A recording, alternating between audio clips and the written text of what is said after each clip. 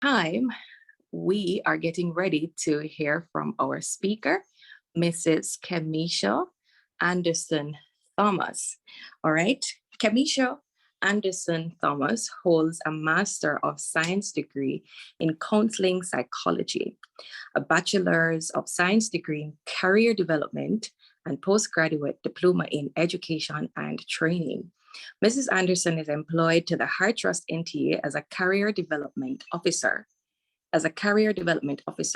She's also a part-time lecturer at the Vocational Training Development Institute, a certified speaker, career purpose and relationship coach, justice of the peace, and CEO of CPR Coaching Consultancy Services.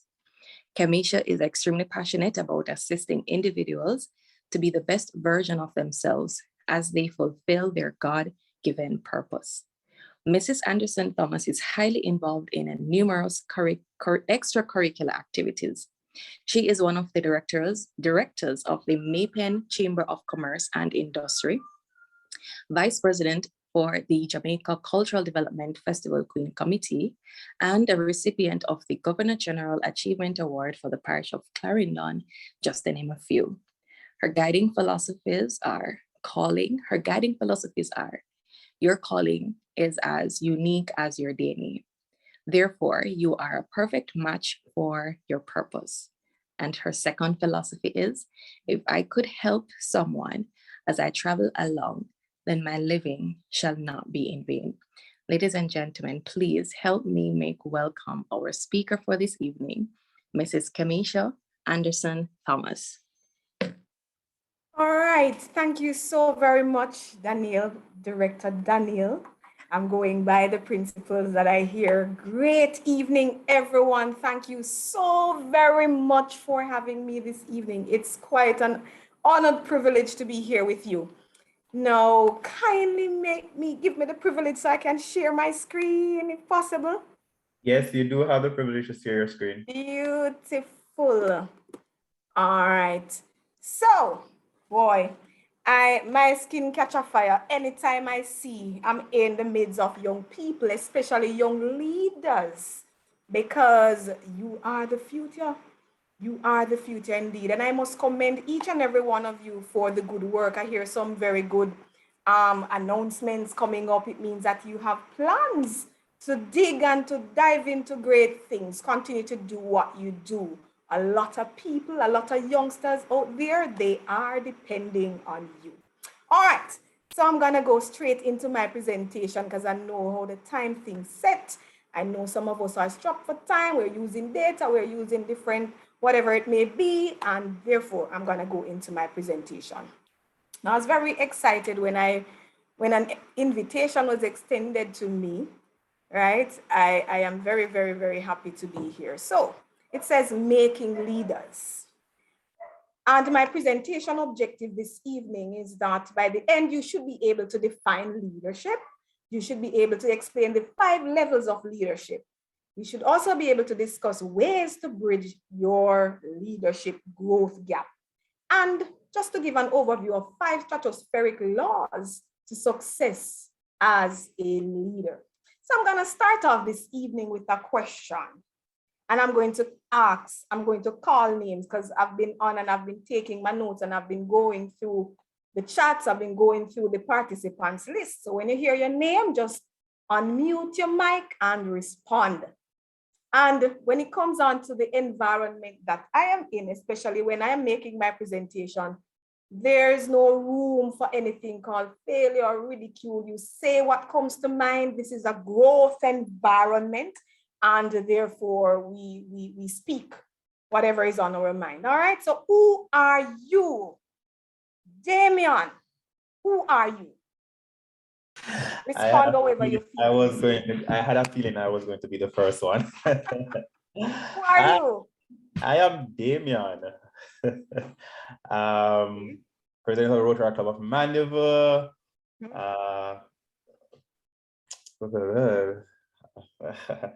I don't know. This one caught me off guard. Caught you off guard? Yes. All right. All right. Thank you for sharing. Andre Swaby, who are you? Sir Swaby? Here, present. Good evening, everyone. Hello. I would say I'm a farmer. I am an entrepreneur. I am a very active person in community development. I'm a Rotaractor, a very proud Rotaractor. And yeah, and I am who I am. All right, beautiful. Thank you so very much for sharing. Is that Stephanie? Who are you, Stephanie? Stephanie? Are you still with us? Hello, hearing me? Yes, man, loud and clear. Who are you?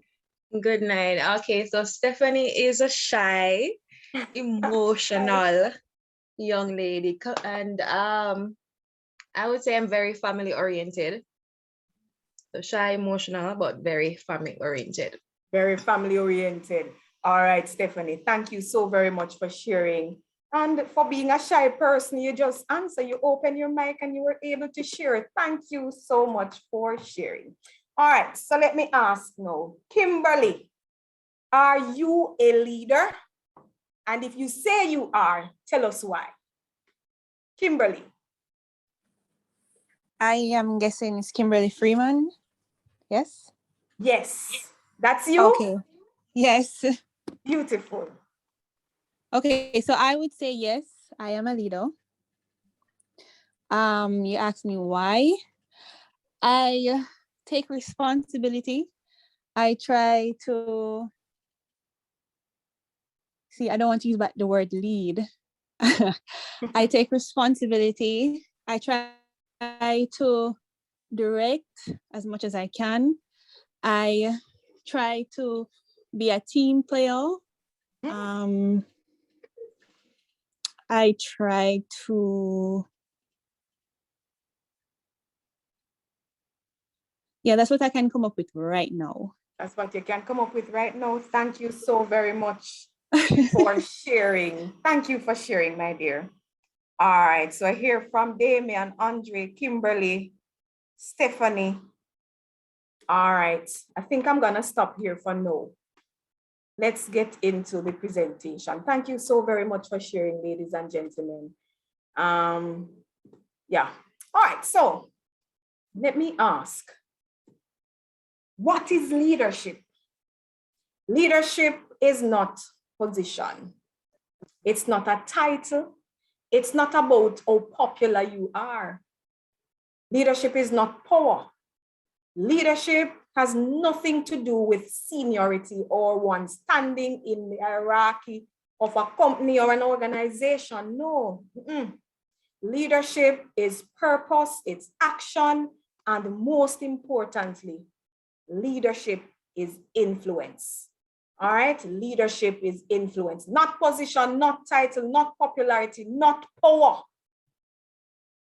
Right? It's not about how long you've been serving in an organization. It speaks about purpose, action, and influence. Now, leadership defined, going down into the nitty-gritty of it.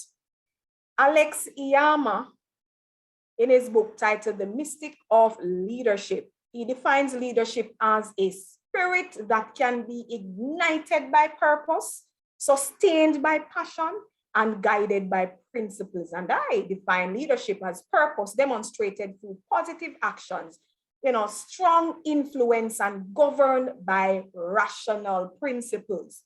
Another individual, Sharp 2020, he says that leadership is a process of social influence which maximizes the effort of others towards the achievement of a goal. All right, so I know most of you're in leadership positions, and that's commendable. But I want you to understand the difference between position and just being in a position and leading in a position. And we're going to go to that a little later. What makes a leader though? His or her ability to lead an organization, group, or team to the best of his or her ability, the best of his or her ability, without what? Fear, favor, but with flexibility and fairness, not too rigid. According to John C. Maxwell, and you'll hear me refer to him quite a number of times throughout this presentation, John C. Maxwell, he says that leadership is not about title, position, or flow charts. It's about one's life influencing others. Talking about now servant leadership. Servant leadership is key. All right, so let's take a look on the 5 levels of leadership again by John C. Maxwell. And I hope and trust that after going through each level, you'll understand where you are, where you stand in your leadership position. So let's take a look on the 5. All right, so the first one on the levels, position. Level 1 is position. And when we speak about position, according to John C. Maxwell, this is the lowest level of leadership position. You just have a position, right? The entry level. And people who make it to only the level, this level, the entry level, they may be bosses, but they are never leaders. They have subordinates, not team members. They rely on rules, regulations, policies, and organizational charts to control the people who they lead. Their people will only follow them within the state of boundaries as it relates to their authority. Position is the only level that does not require the ability to really achieve anything. Anyone can be appointed to a position, right? It can be because of the networks, you know someone. Anyone can be appointed to a position. This means that position is a fine starting point. Yes, it is. But every leader should aspire to grow beyond level 1, which is position. All right, so let's take a look on the second level. We're talking about permission. So we have position, which is just starting out, the entry level. Then we have permission. Now, making the shift from position to permission brings a person's first real step into leadership. This is where you're sitting down firmly now and say, yes, I'm gonna take this role on. So leadership influences, and when a leader learns to function on the permission level, everything changes. People don't, people will do more than merely complying with all the orders.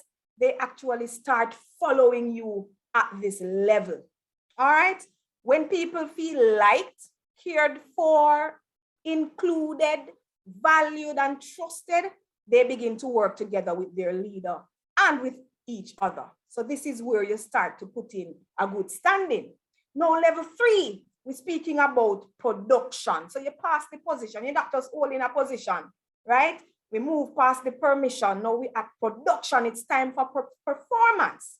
Production qualifies and separates true leaders from people who merely occupy a leadership position, right? Good leaders always make things happen. It can't just be that you come to meetings every week. I don't know if you meet every week and you talk about the things that you are going to do or you want to do. It's about taking action at this time. Production, as the name suggests. And then level 4 speaks of people development. So now that you're sitting down firmly, you start going with a bag of things. You're not just speaking every time you come to club meeting, but you're speaking and you're putting things into action. It's no time to help to develop some of your members or all your team members. So on level 3, the ability to create a high productive team. This is where now you take the time to know each member on your team, know what they are capable of, do some delegations. This is about people development. Stage 4. Stage 5, level 5, we're talking about the pinnacle. And rarely is a leader who reaches the level 5, the pinnacle. It's very difficult because I can tell you that working with people is difficult. People from diverse backgrounds, diverse personalities, yes, it's difficult. But when you reach the pinnacle, it means that you're not just sitting in a position. You don't just have the permission. You're producing and you're able to influence and serve others well. All right. Do I still have your attention? Yes, Do right I? here. Beautiful. Thank you. All right. So just to just to conclude the 5 levels. Position, people follow people because they have to. Permission, people follow because they want to. Level 3, production, people follow because of what you have done for the organization. We're talking about action and not a bag of mouth. And then 4, people development, people follow because of what you have done for them as a leader. And 5, respect, people follow because of who you are and what you represent. All right, leadership is something that you have to practice what you preach. It cannot be that you're saying, oh, you need to be on time every week, but every week you are late. It means that you have to lead by example. How real leaders build a team? 1, they make everyone feel like a valued team member. And you know, all your members will not be operating at the same level. But it doesn't mean that because I may not be operating at the level that, you know, Danielle may be operating, it doesn't mean that whatever I bring to the table must be sidestepped. All right? They allow individuals freedom to reach team results. Yes, if you give me a task, don't keep calling me every day to say, okay, you need to do this and you need to do that. You need to work alongside me, but don't keep, you give me the task, but yet still I have to do it your way. Yes, guidance is good, but you're going to lead and you're going to give the person the freedom to get that result. All right? They coach people to work together and to achieve the mission, the vision, and the goals of the association. They are not threatened by the success of others because, yes, there are times when people, you know, being in leadership position, you have people on your team and instead of praising them and including them and making the thing work, so you have a team of substance. So boy, you know, fear light shine brighter than my light. She come to steal the show. Him come to steal the show. No, it's not about that. Because you're a leader, you're not threatened. You will take that person and you will coach that person and you'll see where that person best fit and you will allow them to spread their wings. All right? They give away credit to the team and accept responsibility for a team failure. So the team fails, it means you fail. Yes, it means you fail. It didn't mean that, okay, Stephanie did not do this and because of that, then that is that. No, Stephanie failed, it means that you failed too. Because as a leader, you should know what's going on and you should be in the know. All right? They foster and cultivate an atmosphere of trust. I must be able to trust you as a leader. Confidentiality too is key. I must be able to feel comfortable to share whatever I am going through with you without worrying about who is going to know my business. All right. So the law of intentionality, again, John C. Maxwell says that growth doesn't happen by chance. You must make it happen, being intentional about it. All right. Now, when it comes down to bridging your growth gap as a leader, the growth gap can be that assumption gap, yes? And the assumption is, I'll grow automatically. Yes, you get the leadership position now, but yeah, over time, I will learn little things and I will grow automatically. To bridge that gap, growth must be intentional. This is something that you must tell yourself. It must be intentional. When you get up, when you take up this position, right? What are you going to do different? What are you bringing to the table? How are you going to serve your team? Then we have the knowledge gap. I don't know how to grow. There are so many high expectations of me. How am I going to do this? Hey, to bridge that gap, you can learn to grow. It's something that comes with trial and error and being open to constructive criticism and doing your own research and find people in your circle that will motivate you and prod you and push you along. And then we have the timing gap.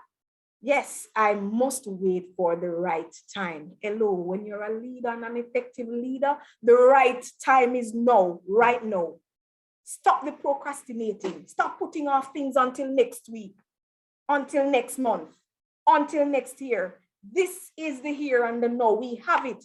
Make very good use of it. And then we have the mistake gap. Yeah, the mistake gap. I don't want to make the mistake. And especially if you're new in the position, boy, you say, boy, a lot of people expecting great things from me now, you know. But hey, I don't want to make the mistakes. So in bridging that gap, expect the team to learn from mistakes. And you are going to make mistakes. But guess what? You are going to turn your mistakes into opportunities, because in everything that's negative comes an opportunity. But there are times when we are so focused on the negative things that we miss the opportunity. We miss what we should be learning from. Do I still have your attention? Checking? Yes, yes. All right, beautiful. Now we have the perfection gap. I need the perfect plan first. May I go sit down and may I go work it out because I want it to be perfect. So to bridge that gap, yes, to bridge that gap, get moving, then adjust the plan later. So you start little, bite off little. And then when it comes on, when you see the bigger picture now and you include your team members and you allow them to help you with the decision making, don't just take it upon yourself because you alone want the credit at the end of the day. It don't work. Then you have the inspiration gap. I don't feel like doing it. Act first and motivation will follow. You just need to develop the courage to move, to stand out and to step out. And then we have the comparison gap. I'm not as good as X, or I'm not as good as Y. I don't think I can speak as eloquently. Oh, please. Learn from others. Yes, learn from others who are better. And then we have finally the expectation gap. I thought it'd be easy. When bridging that gap, you must work for success. So these are some tips in bridging the gaps, the assumption gaps. And let me take a quick look on the 5 stratospheric laws to success as it relates to being a leader. So the law of value. And all of you here this evening, you are go-givers. We are mostly used to being go-getters. Yes, I'm a go-getter. No, you're a go-giver. Once you're in a leadership position and you want to be influential, it means then that you're a go-giver. Yes, and the book, The Go-Giver, speaks to 5 stratospheric laws to success. And law number 1 says, it's the law of value. Your true worth is determined by how much more you give in value than you take in payment. It's not about getting the applause every single day. What are you giving in value? And if no one turns around to say thank you, how does that make you feel? Are you still encouraged and empowered to move on? Are you sitting down and waiting for somebody to give you some big plaque and something of monetary value? That's the law of value. As a leader, your true worth is determined by how much more you give in value than you take in payment. The law of compensation. This one states your income is determined by how much people you serve and how well you serve them. That's how you generate your income. Because if it is that you're a leader and you don't have anyone to come back and say, boy, it's because of so and so, you said something or you did something, or it's because of your coaching and mentorship why I am or why this happened, then you need to rethink. The law of influence. Your influence is determined by how abundantly you place other people's interests first. So as an effective leader, you take the back seat. You put your team first.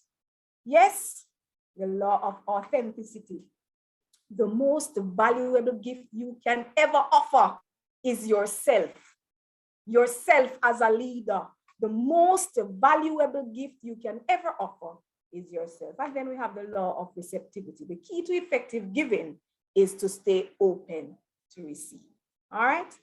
All right, so we're coming down very nicely. The measure of a leader, the measure of a leader is not the number of people who serve him, but the number of people he serves. Yes, it's not about the amount of people you have on your team. Who are you serving? Who are you helping to reach their full potential. That's something to think about. So be transformational. Strive to be a transformational leader. Transformational leadership begins with a calling. Yes, the mere fact that you were nominated or however you were selected, it means that somebody sees something in you. You must want to make a difference. It doesn't happen automatically.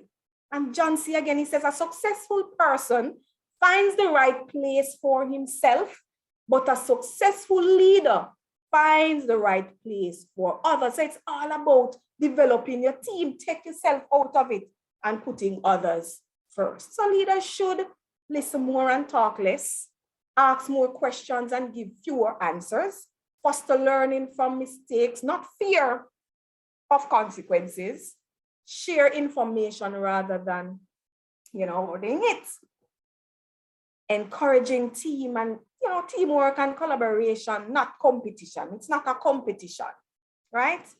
And the why. As a leader, you need to seek to find your why. What's your why? And if you have a heart to make a difference, it will always happen for you. If you have a heart to make a difference, you will find an answer. And in finding the answer, you will find a way. Yes. And if you do not have the heart to make a difference, you will always be finding an excuse. Yes. As a leader, you cannot be finding excuse with everything. You find excuse for everything. Yes. If you have a heart to make a difference, you will find an answer and you will also find a way. And whenever you make excuses, I believe your why is not big enough. And until you can speak about your why, find your why, you will find your way. And your way, it means you'll find your direction. Find your why, you'll find your discipline.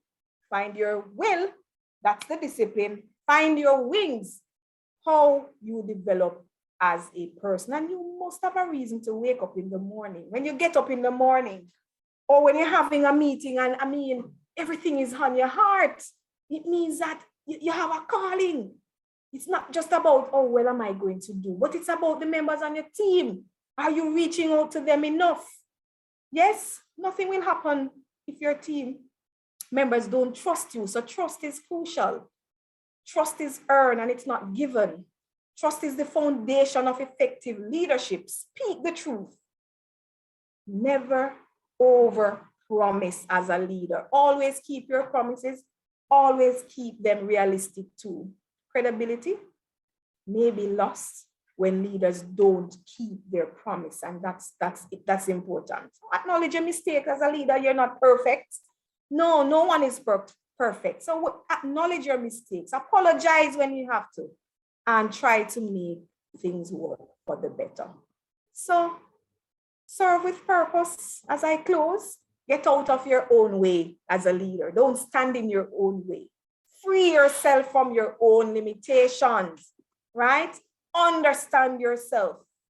Serve with emotional intelligence, meaning now you're going to put yourself into someone else's shoes, into someone else's position. If I was in that person's position, how would I want to be treated? How would I want things to happen for me? So you lead, and it cannot be that favoritism. As an effective leader leading with emotional intelligence, what goes for one goes for everybody else. So because me a body like that, yes, I'm going to get away with certain things. No, as a leader, you have to make sure that whatever goes for the entire team goes for your body and your best friends on your team too. That's key. Get rid of the detrimental thought that you're not good enough, you're not smart enough, you're not talented enough, you're not impacting enough, you're not worthy enough. And finally, as I close this evening, push yourself beyond any limit known to you. Overcome your doubts by faith. Confront your fears with courage.